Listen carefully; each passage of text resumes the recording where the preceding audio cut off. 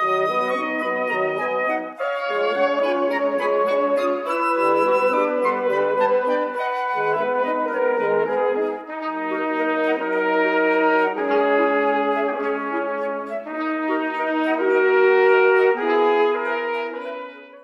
evening, late afternoon, everybody. We gave a few extra minutes grace just for people coming from our offices at 5 o'clock and so on. My name is Thomas Groom. I have the privilege of currently serving as the director of our Church in the 21st Century Center, and our Episcopal Visitor Program each year is hosted by Father Leahy's office, our president, and by the Church in the 21st Century Center as well. And I'm going to introduce our wonderful guest speaker, but first, it is 9/11, and 16 years ago, today, we have the memory of the almost 3,000 people whose lives were lost. And let's take a moment of silence to raise them up before God and to raise up their families that they left behind, their wives, their husbands, their partners, their friends, family, kids, grandkids, all of the lives that were so tragically touched by that awful occasion. And let us be quiet and simply imagine ourselves as still and yet, in spite of it all, being looked upon with great love by our God.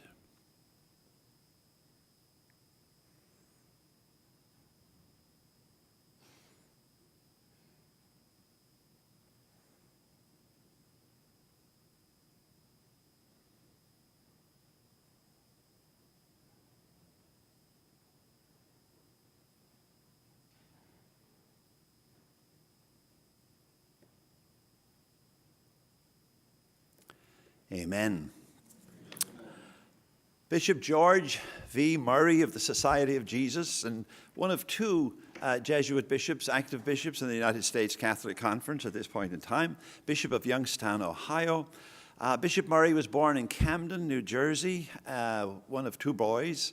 In fact, he studied at first for the Diocese of Camden and completed his bachelor's degree at St. Mary's Seminary in Baltimore in 1972, but then discerned a vocation to the more academic life, and he was encouraged even by his bishop to look into the Jesuits. His bishop had been to Regis College, or high school rather, in New York. And so in 1979, or 1972, Bishop Murry entered the Society of Jesus. Then in 1979, he completed his MDiv degree at the Jesuit School of Theology at Berkeley, California. In 1995, he obtained his doctorate in philosophy at George Washington University in American Cultural History. His dissertation topic for his doctorate was Welcoming the Stranger, the Catholic Church and Refugees, 1930 to 1980, which was surely a timely, a prophetic topic to become all the more urgent in our own time. As a Jesuit, Bishop Murry has had many years and varied experiences in teaching, administration, in both Jesuit high schools and colleges, and until in 1995, he was named an auxiliary bishop in the Archdiocese of Chicago, probably one of the last nominees by the late great Cardinal Joseph Bernardin before he went home to God. From 1995 to 98, he was an auxiliary in Chicago and then was named the Bishop of St. Thomas in the U.S. Virgin Islands, was a bishop there for almost 10 years. And then in 2007, he was named Bishop of Youngstown, Ohio. So he's already got some 22 years of episcopal ministry under his belt. Obviously, he was a baby bishop when he was first named.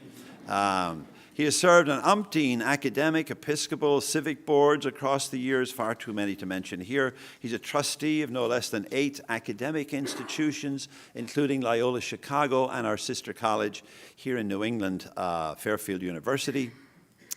At the United States Conference of Catholic Bishops, he served as secretary of the USCCB from 2008 to 2013. He's chaired and served on many committees at the USCCB, particularly the ones determining the conference's priorities and plans, and heightening its ministry to its African American Catholics. He has also chaired the board of directors of NCEA, the National Catholic Education Association. Most recently, as you know, he has been appointed by the United States Conference of Catholic Bishops to chair its Ad Hoc Committee on Racism. surely a significant, a much-needed development in our time. And as he said himself when he was appointed, quote, "For too long, the sin of racism has lived and thrived in our communities and even in some of our churches.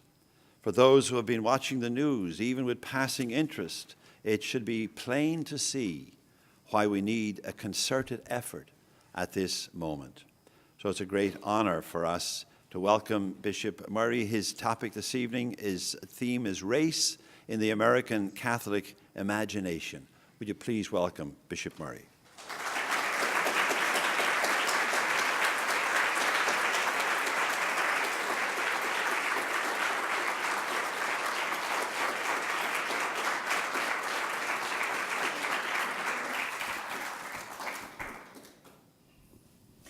Thank you very much, and good afternoon. I am very, very honored to be here with you at Boston College, and the honor is made all the more sweet because there are a number of friends here in the audience, so I know that they at least will not be throwing things at me as we go through this.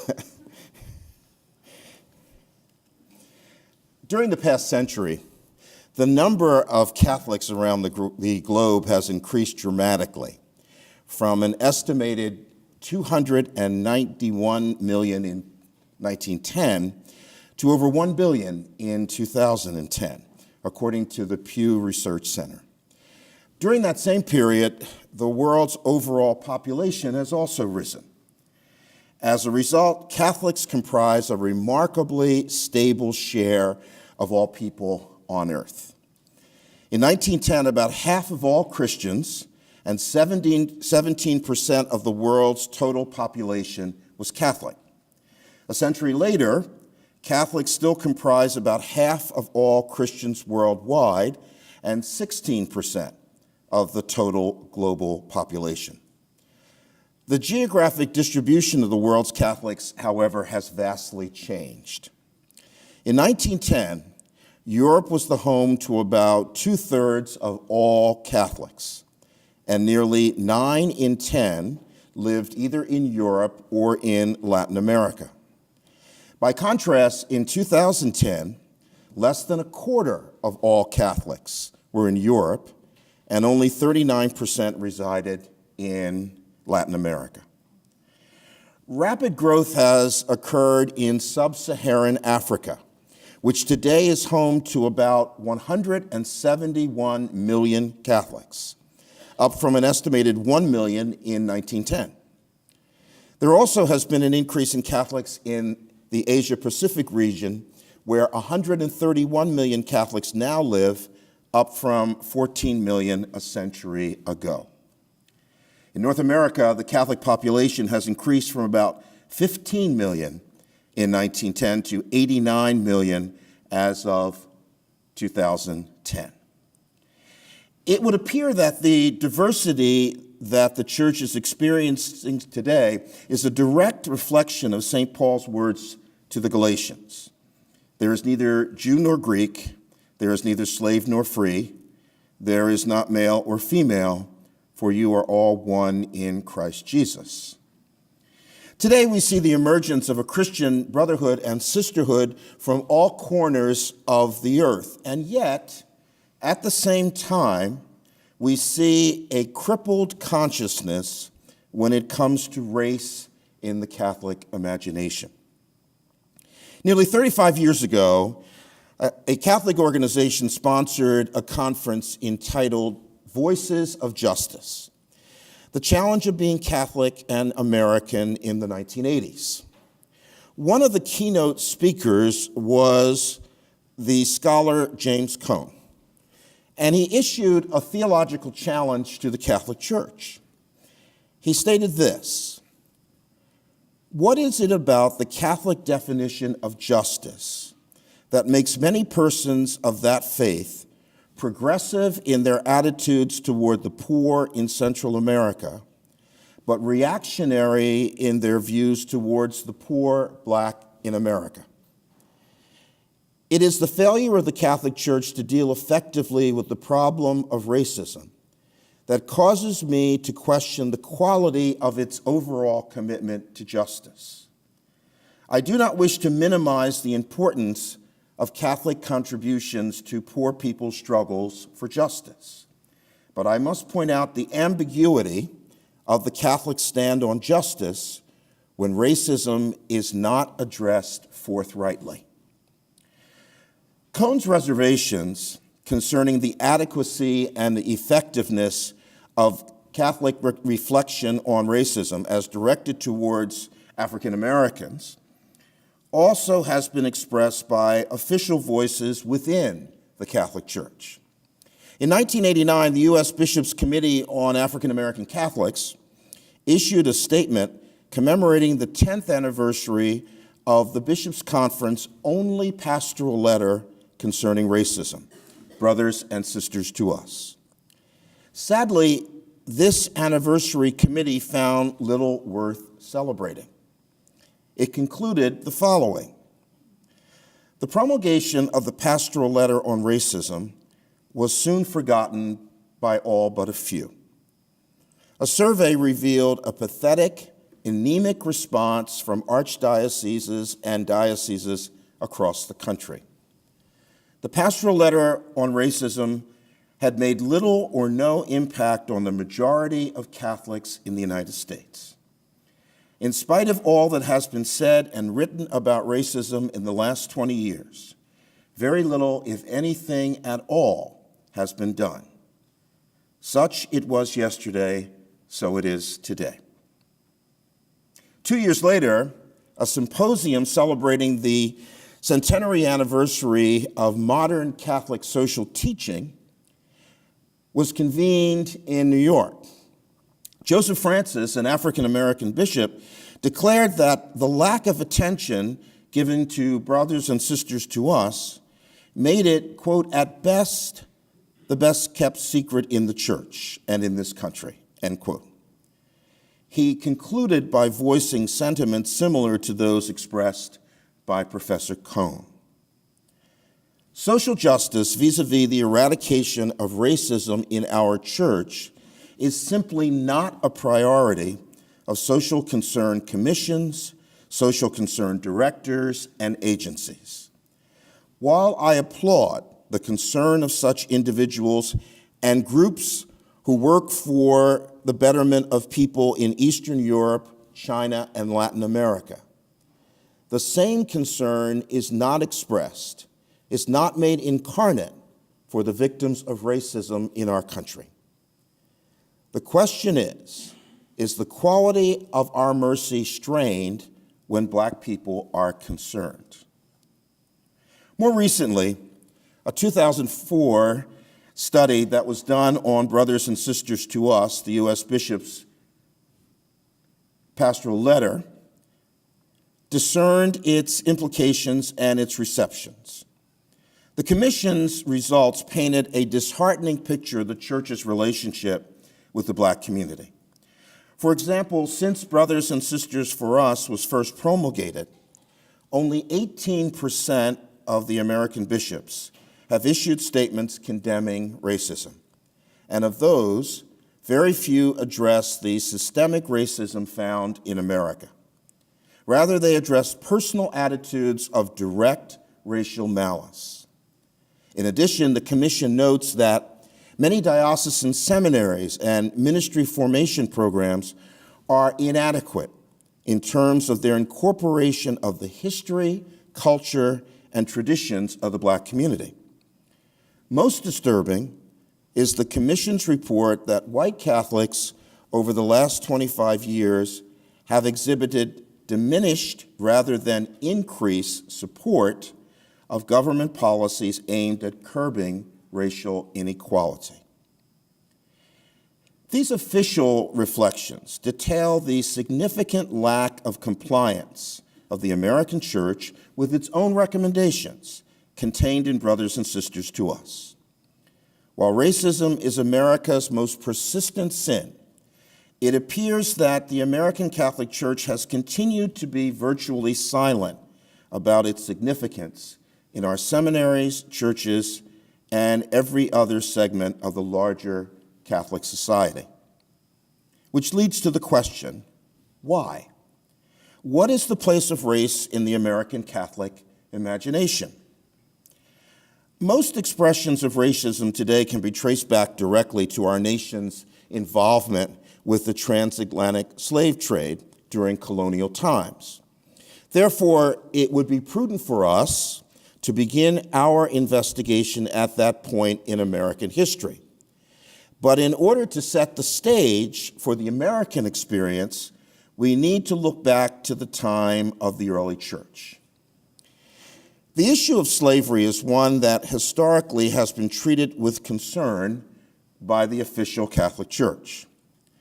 After the recognition of Christianity within the Roman Empire, there was a growing segment that many kinds of slavery were not compatible with Christian conceptions of charity and justice.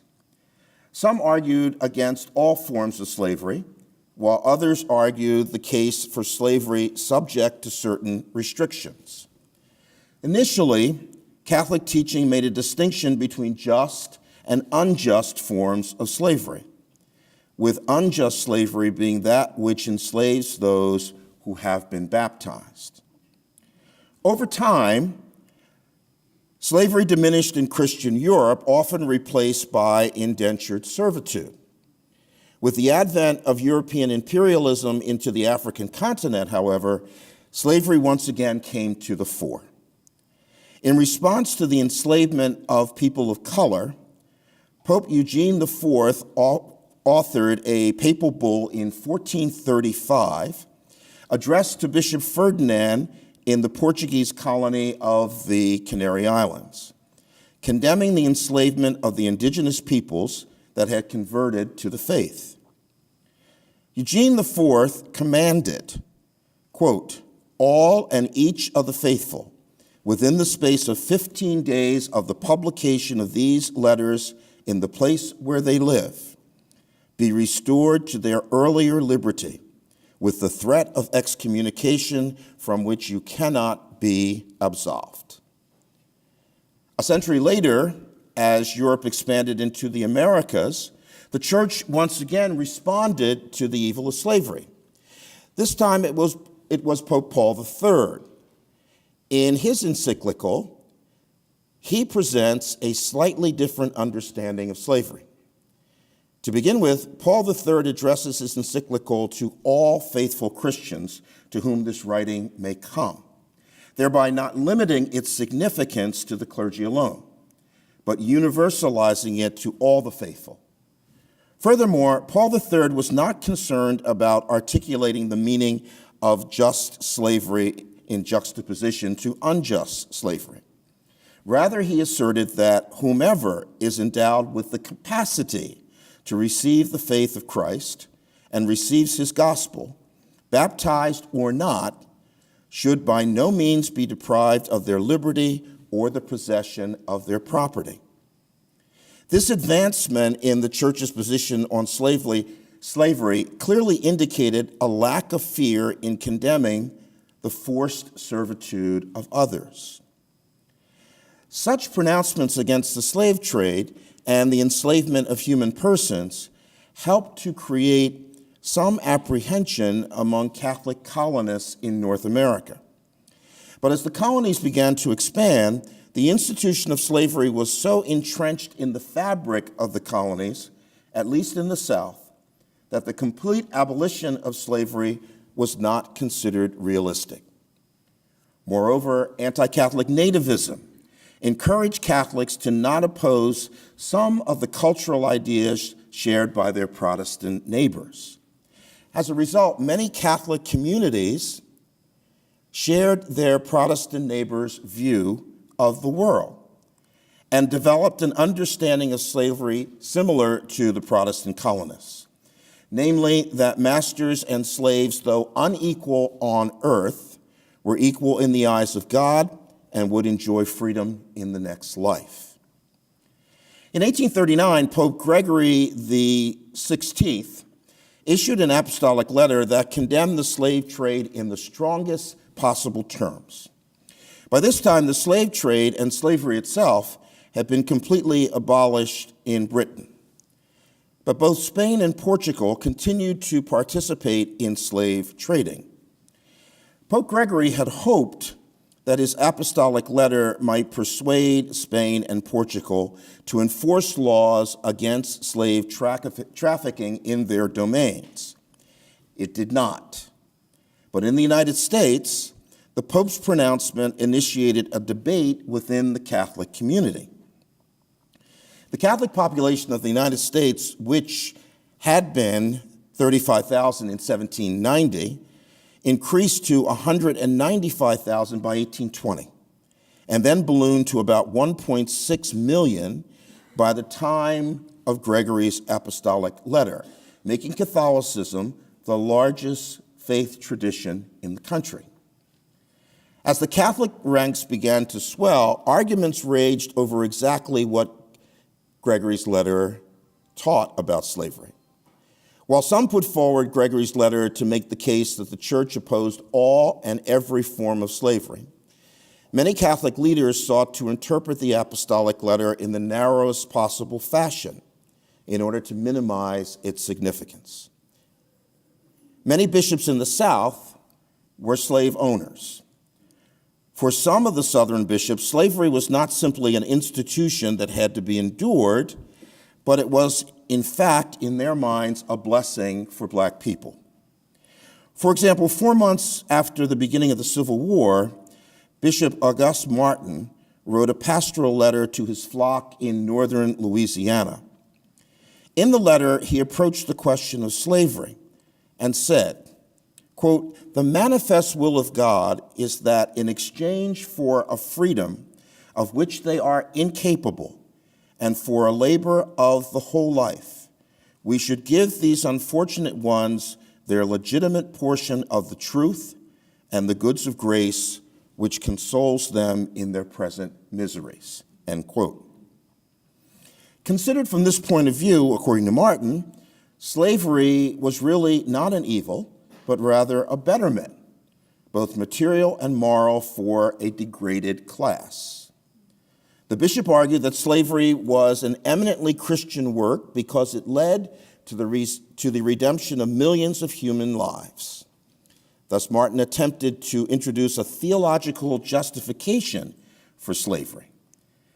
It was something noble because it was God's plan for the conversion of black men and women who were dependent on the white race.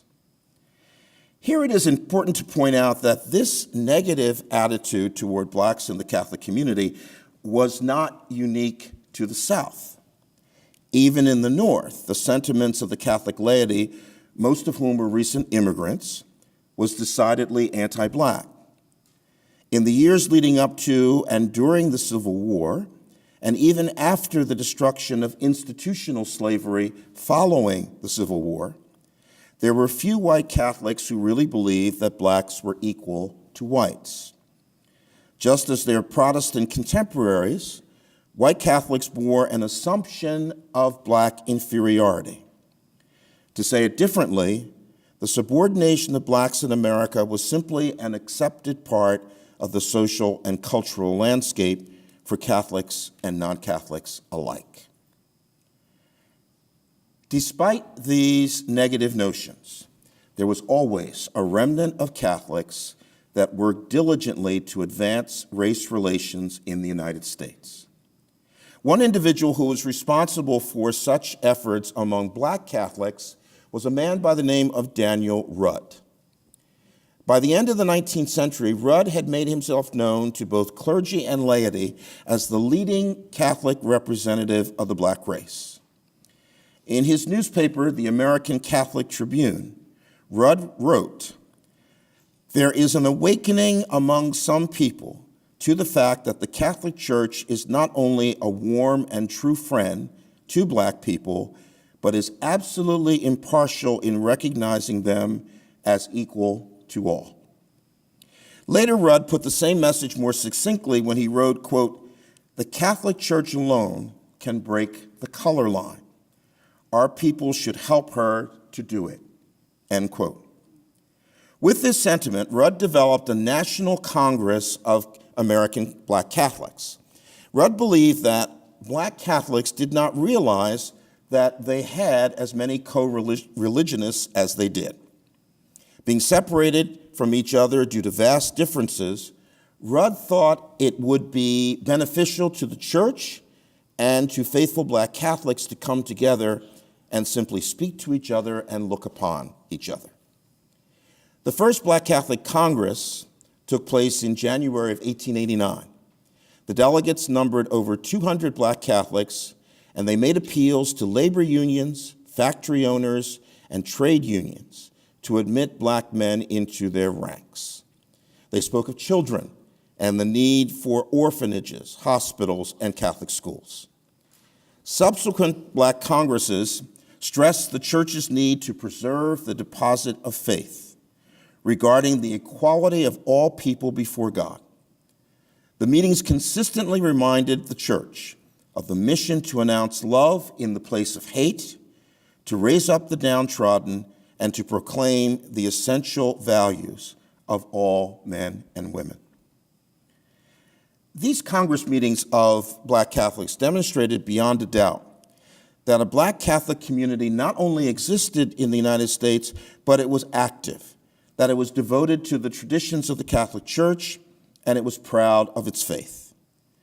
It also demonstrated that given the opportunity, real leadership existed within the Catholic community of black people. These meetings of black Catholic congresses likewise brought to the fore the need for African American priests who could command respect on a national scale. Along with the Black Lay Congress, in 1909, another important movement among blacks in Mobile, Alabama, inspired through the initiative of Josephite priests in the South, developed in the form of the Knights of Peter Claver. The Knights of Peter Claver were created along the same lines as the Knights of Columbus. The Clavers were founded to be a national association for black Catholic men, to foster fellowship and bring about a spiritual awareness and interest in the church's traditions. In 1922, a ladies' auxiliary was instituted within the organization. This organization, the Knights and Ladies of Peter Claver, which continues to exist today, became a very important element in the religious life of black Catholics. Many members began to work on issues of civil rights and collaborated with organizations such as the NAACP and the National Urban League. The efforts of black Catholics were caught by the Vatican in their view of looking over the United States. Two of the Vatican cardinals communicated with Archbishop Giovanni Bonzano, the apostolic delegate to the United States, encouraging him to launch a series of initiatives to provide for the spiritual welfare of black Catholics and to further evangelize black Americans as a whole. Bonzano enlisted the support of Father John Burke of New York. Father Burke organized the Catholic Board for Negro Missions. Burke's primary effort was directed toward the creation of a black Catholic clergy. He believed that once the number of black clergy had grown to sufficient numbers, a black bishop should be consecrated. Burke's work is exceptional because of its fairness. Unlike many Catholics of the early 20th century, although he was white, Burke never spoke about blacks in a condescending and demeaning manner. He made no assumption of black inferiority and no complacent observations about black people's morality. He represented a small minority within the Catholic community that pushed for an end to racist rhetoric in America, especially within the Catholic community.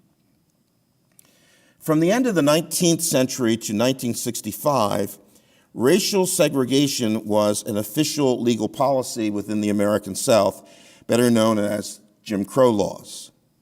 Nonetheless, there were some actions taken by local bishops and priests against the practice of racial segregation. For example, as early as 1951, Archbishop Joseph Rummel of New Orleans asked his people to end segregation in all of the churches of the archdiocese. Rummel, in a pastoral letter, told New Orleans Catholic to keep all vestiges of racial separation outside of the church. He worked towards the gradual integration of all Catholic schools, churches, and hospitals.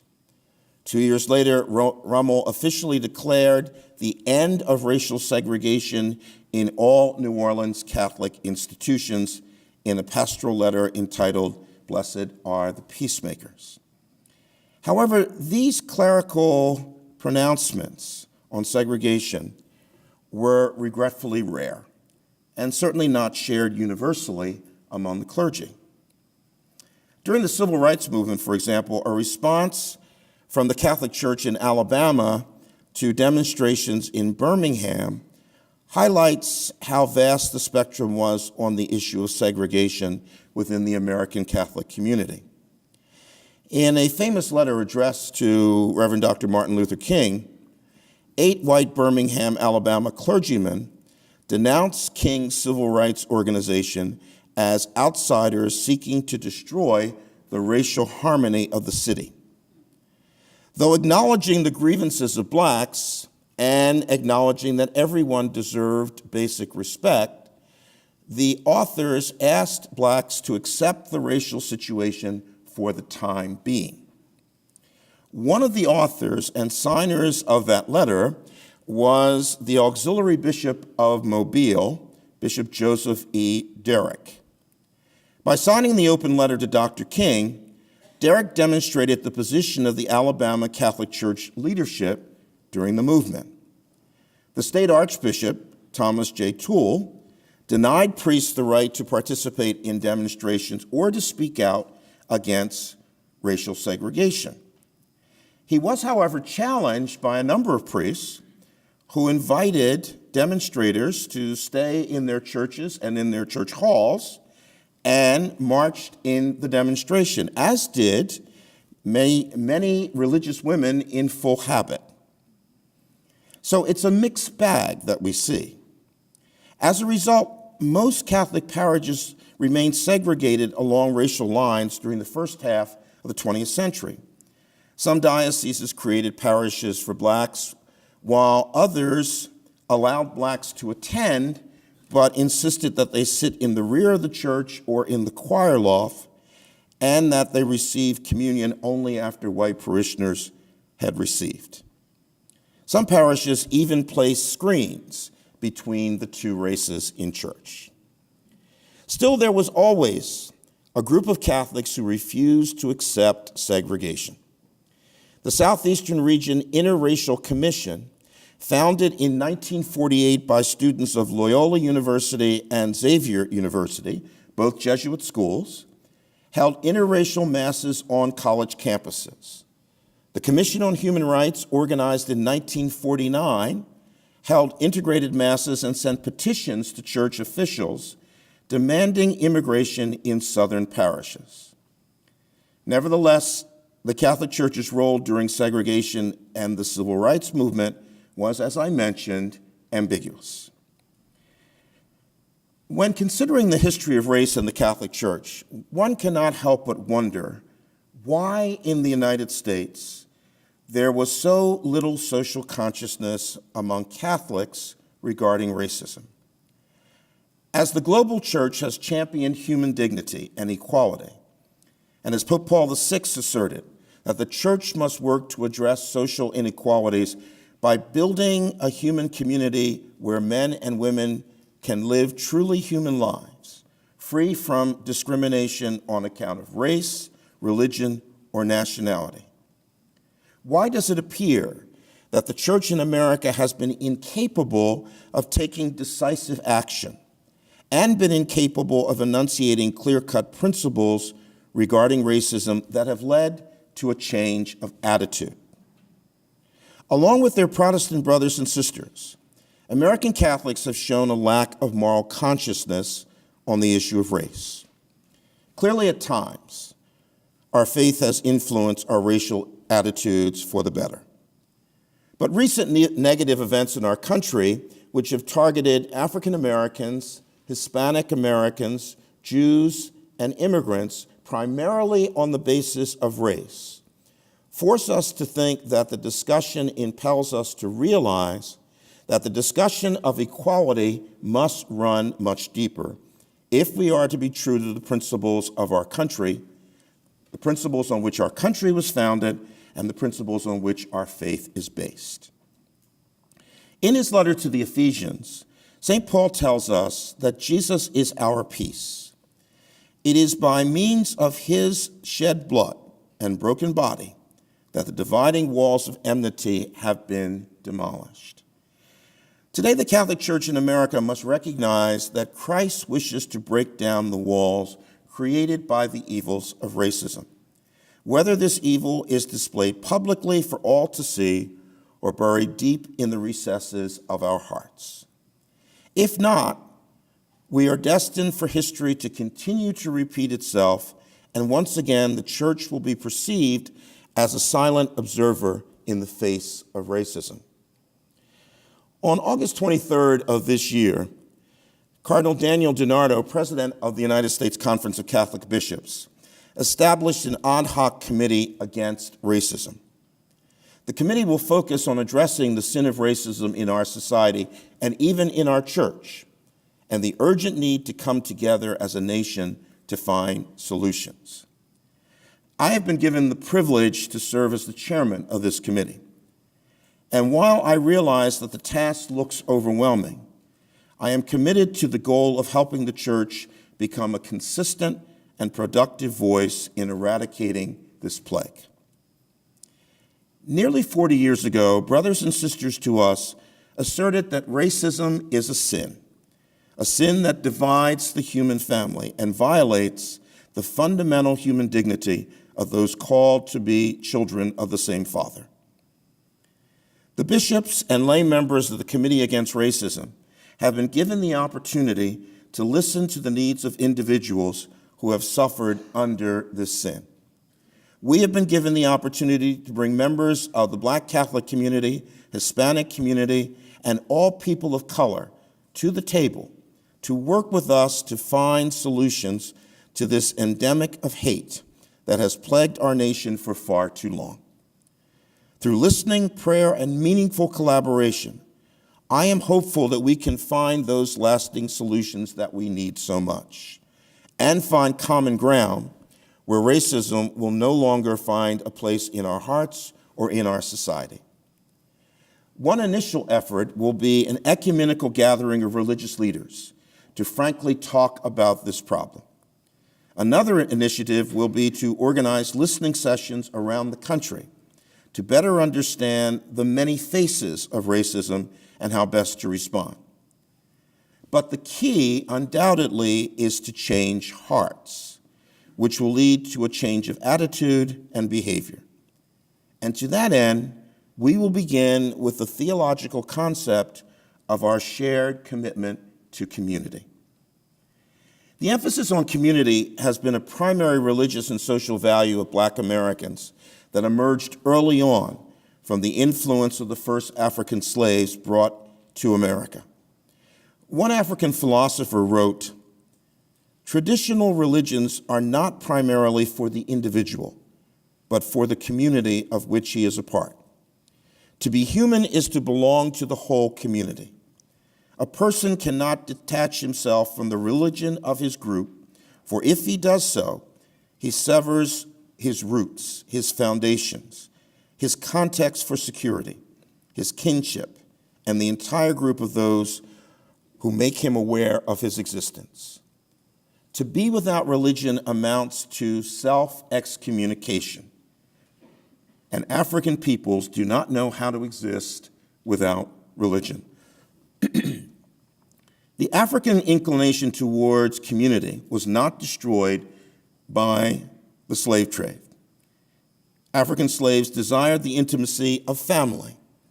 To satisfy that desire, African slaves forged extended families as well as a new culture from the diverse African cultures that were fused during slavery.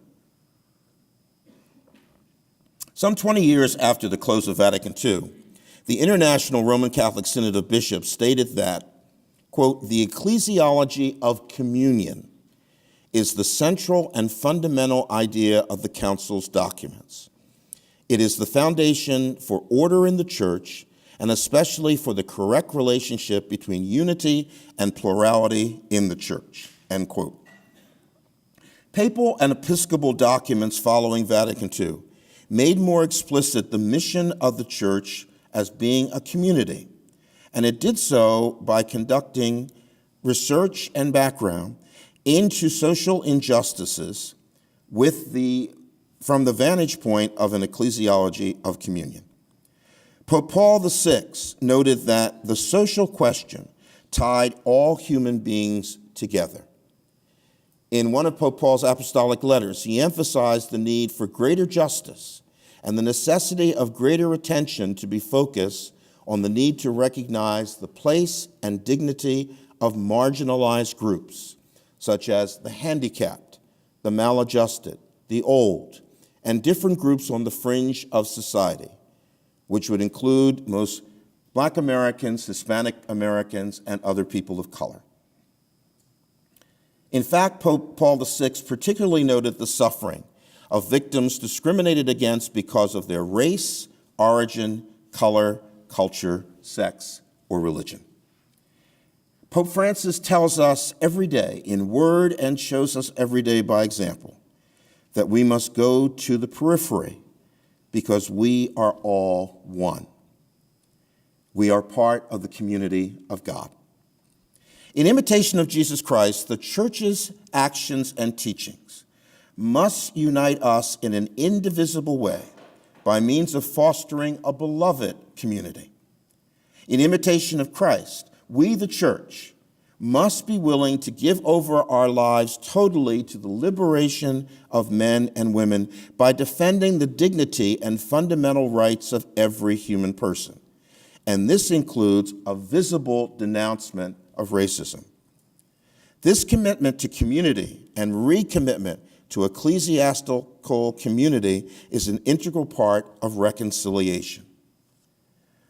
The social appropriation of communion ecclesiology will require radical conversion by which the Church acknowledges the sinful nature of the system of oppression within its ecclesiastical institutions and society. The Church must then seek the forgiveness of those she has victimized by her past injustices. Finally, both parties must work together toward human solidarity rooted in their shared emphasis on communion. Within the Church, this reconciliation must be manifested in the development of more inclusive patterns of relationship between people of color and the Church. These patterns must allow the full participation of Black and Hispanic and other people of color who are faithful members of the Church in decision-making, as well as ministerial and social actions which the Church undertakes. The Catholic social justice tradition, as illustrated in the life of Christ and evident in his gospel, impels the Church to break her silence about the marginalization, devaluation, and systematic oppression of people of color. The Church must begin to engage new theological voices that have emerged among the lay faithful who have researched and experienced being a Black or Hispanic, American, and Catholic.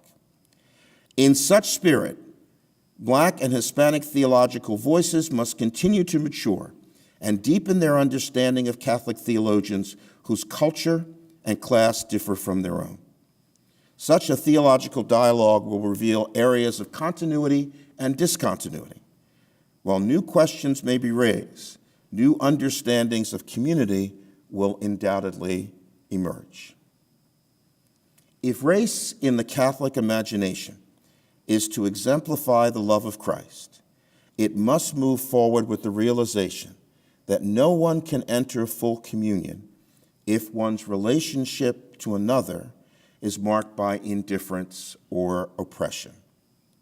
As we enter fully into the third millennium, the church has an opportunity to acknowledge its past contributions to the evils of racism, to ask forgiveness of one another, and to commit ourselves to living in communion with the people of God that Jesus envisioned at the end of his earthly sojourn. One can become with others only if one can speak the truth of one's sinful past, asking and granting forgiveness and reaching out to one another in a spirit of reconciliation, love, and solidarity. Community is the pattern of communion manifested in the Holy Trinity. This oneness can serve as a model of ecclesial and human communion. Only when American Catholics speak and live in truth can the church become what it is intended to be, where there is a pattern of relationships and a sacramental unity in diversity. To get to that truth, we must break the silent complicity with the social evil of racism that has marred the past and continues to mar the present reality in America. Thank you.